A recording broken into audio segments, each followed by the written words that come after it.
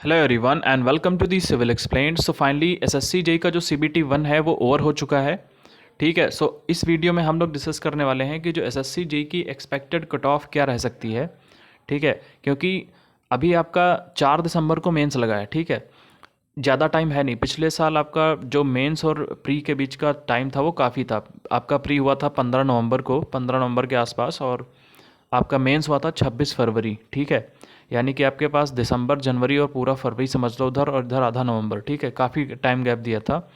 इस बार आपको 10 अक्टूबर, 11 अक्टूबर को आपका पेपर हुआ है जेई का, और आपको 4 दिसंबर का मेंस लगा है। सिर्फ सिर्फ 1 महीना है आपका बीच में। ओवरऑल देखा जाए तो सिर्फ 1.5 महीने है। ठीक है, लेकिन जो ये 1.5 महीने का 15 दिन है, ये आप पक्का है इसमें निकालेंगे कि कट ऑफ क्या जाएगी। ठीक है, क्योंकि जाहिर सी बात है, जिसका पेपर उतना अच्छा नहीं हुआ है, जिसको इतना कॉन्फिडेंस नहीं आ रहा है कि उसके 120 130 प्लस आ जाएंगे, तो उसको डाउट रहेगा। ठीक है, लेकिन सबसे इम्पॉर्टेंट चीज़ है उसी डाउट को किनारे करके अपनी तैयारी कंटिन्यू करना। ये बहुत इंपॉर्टेंट है इस टाइम पे। वो इसलिए मैं कह रहा हूँ क्योंकि पिछली बार ऐसा बहुत हुआ था। पिछली बार लोग एक्सपेक्ट ही नहीं कर रहे थे कि 110 कट ऑफ जाएगी, या ईडब्ल्यूएस वाले तो बिल्कुल शॉक्ड थे कि उनकी कट ऑफ 89 गई थी। ठीक है, अब तुम खुद सोचो कि जिसके 90 95 नंबर ईडब्ल्यूएस में होंगे, वो उम्मीद हार चुका होगा, वो तैयारी करना ही नहीं चाहेगा बिल्कुल। ठीक है, तो इसलिए तैयारी सबसे इम्पोर्टेंट। ठीक है, टफ टाइम है क्योंकि आप अगर बॉर्डर पे रह रहे हैं तो आपको दिक्कत होगी, जाहिर सी बात है होगी। आपका उतना मन नहीं लगेगा, मोटिवेट नहीं मतलब हो पाएंगे उतना पढ़ने के लिए। लेकिन अगर आपका जैसे डीडीए जेई लगा है तो उसके हिसाब से आप डीडीए जेई के हिसाब से पढ़ते रहिए। कहने का मतलब है कॉन्सेप्ट से लगे रहिए थोड़ा बहुत। ठीक है, अब थोड़ा कट ऑफ की बात करते हैं। देखो, कट ऑफ आपका मेनली दो चीज़ों पे डिपेंड करता है, आपको पता है। पहला, एक तो नंबर ऑफ़ वैकेंसीज़, दूसरा आपका डिफ़िकल्टी लेवल पेपर का कैसा रहा है। ठीक है, तो अगर हम नंबर ऑफ़ वैकेंसीज़ की बात करें तो पिछले साल आपकी वैकेंसीज़ थी 3000, और इस बार वैकेंसीज़ हैं आपकी 1300 के आसपास। तो वैकेंसीज़ के मामले में इस बार काफ़ी कम वैकेंसीज, आधी से भी कम है। तो ये आप मान के चलिए कि पिछली बार 110 गई थी जनरल की, तो इस बार 110 से तो ऊपर जाएगी। ठीक है, 115 120 कितनी रहेगी वो बाद में पता चलेगा, लेकिन 110 से तो प्लस रहेगी। ठीक है, अब बात करते हैं डिफ़िकल्टी लेवल। डिफ़िकल्टी लेवल अगर हम पिछले साल की बात करें तो वहाँ पे भी ऐसा ही हुआ था कि जैसे जैसे शिफ्ट बढ़ी थी, आपका जो पेपर का लेवल है वो भी बढ़ा था। इस बार ऐसा इसी बार भी ऐसा ही हुआ है।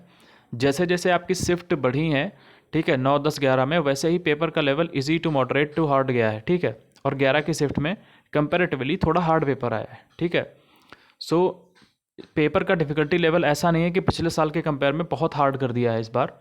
थोड़ा मान सकते हैं कि थोड़ा हार्ड था इस बार। ठीक है, तो आप ये मान सकते हैं कि आपका कट ऑफ 115 और 120 के बीच रहनी चाहिए जनरल की। ठीक है, लेकिन जो कैटेगरी में है, कैटेगरी से पहले मैं बताऊंगा कि अगर जनरल में है, आपके जनरल में अगर आपके 110, इवन आपके अगर 100 भी आ रहे हैं, ठीक है, तब भी आपको तैयारी नहीं छोड़नी है। ठीक है, ऐसा इसलिए मैं कह रहा हूँ क्योंकि मान लो आपका किसी टफ शिफ्ट में पेपर था, पिछली बार भी सेम ऐसे ही हुआ था कि टफ शिफ्ट वालों के बंदों के जो 10 10 नंबर बढ़े थे पेपर में। ठीक है, अब जिस बंदे के 100 नंबर आए हैं वो अपना तैयारी नहीं करेगा, जो जनरल कैटेगरी का है, वो उसको कतई नहीं लगेगा कि 100 नंबर भी कट ऑफ जा सकती है, लेकिन 10 नंबर उसके बढ़ गए और वो कट ऑफ में आ गया था। तो इसीलिए अगर आपके 100 नंबर 105 नंबर आ रहे हैं तो अपनी तैयारी मत छोड़ना।